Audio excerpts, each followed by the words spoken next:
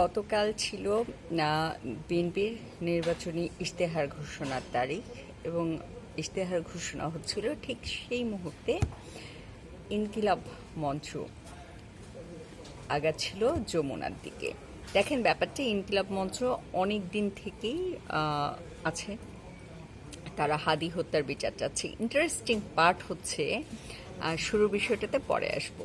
Interesting part হচ্ছে হাদি হত্যার বিচারের তারা চাইছে ঠিকই, কিন্তু এই বিচার প্রক্রিয়ার জন্য যা যা করা দরকার, ধরেন যে ওদের যে ধরনের সহযোগিতা করবার কথা, এগুলো কিন্তু কিছুই তারা ওইভাবে করছে না। বিভিন্ন গণমাধ্যমে, সোশ্যাল প্ল্যাটফর্মে বিভিন্ন জন অভিযোগ করেছে, স্পেশালি হাদির সাথে যে এক সহকর্মী ছিল জুমা, যে একসাথে ডাকসুতেও শিবির প্যানেলের সাথে যুক্ত হয়েছিল, তো সে বাধা দিচ্ছে। এবং আপনারা খেয়াল করে দেখবেন যে হাদির হাদি যখন হামলার শিকার হলো, ঠিক তার পরপরই মির্জা আব্বাস তাকে দেখতে গিয়েছিল ঢাকা মেডিকেলে, এবং এই জুমা সেখানে একটা সিন ক্রিয়েট করেছিল, মির্জা আব্বাসের সাথে মিসবিহেভ করার চেষ্টা করেছিল। আবার দেখবেন যে ঠিক হাদিকে যে হত্যাকাণ্ডের শিকার হলো, হামলার শিকার হলো, সেই দিকে না যেয়ে সাদিক কায়েম খুব দ্রুত পরিসরে ফেসবুকে বেশ কিছু স্ট্যাটাস দিয়ে দিল মির্জা আব্বাসকে কেন্দ্র করে।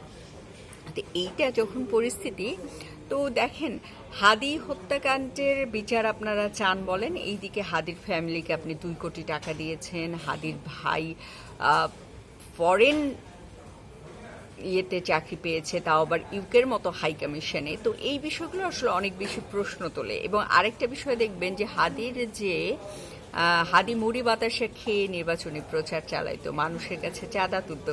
সেই চাঁদা তোলা হাদি যদি সেন্টারটা যান, আমি অনুরোধ করব ইনকিলাব সেন্টারটা দেখে আসবার জন্য। ইনকিলাব সেন্টারটা দেখলে আপনাদের মনে অনেক প্রশ্ন জাগবে যে এত অর্থায়ন কিভাবে হলো, এবং ঢাকা শহরের মতো একটা জায়গায় এই সেন্টারটাকে পরিচালনা করা খুব সহজ কিছু নয়। যারা সাংগঠনিক কাজ করেন তারা হয়তো জানবেন যে এইভাবে চাঁদা তুলে তুলে মানুষের কাছ থেকে হেল্প নিয়ে it's a very difficult to do.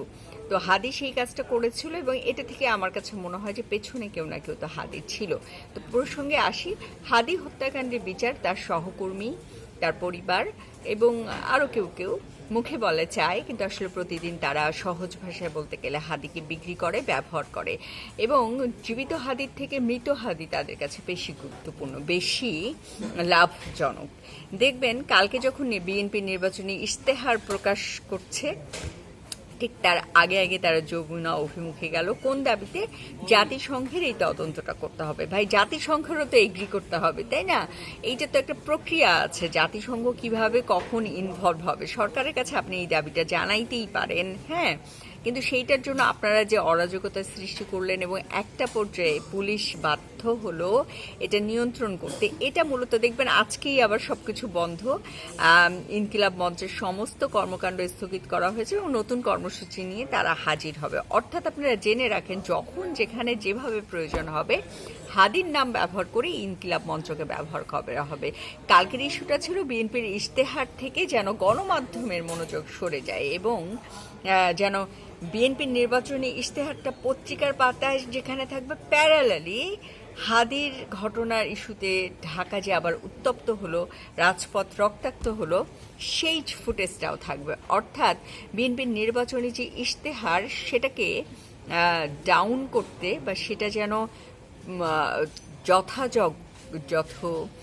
না পায় প্রচার, সেইটা নিশ্চিত করতে ইনকিলাব মঞ্চ নেমেছিল। এইটা হচ্ছে আমার আন্ডারস্ট্যান্ডিং। আপনাদের হয়তো অনেকের ভালো লাগবে না, কিন্তু বাস্তব কথা বলি, ইনসাফের কথা বলা হাদি, যদিও তার এই যে খারাপ কথা বলাটা আমি একদম পছন্দ করতাম না, এবং আমি still I am curious to know যে হাদি আসলে 5 অগস্টের আগে তার ভূমিকা কী ছিল।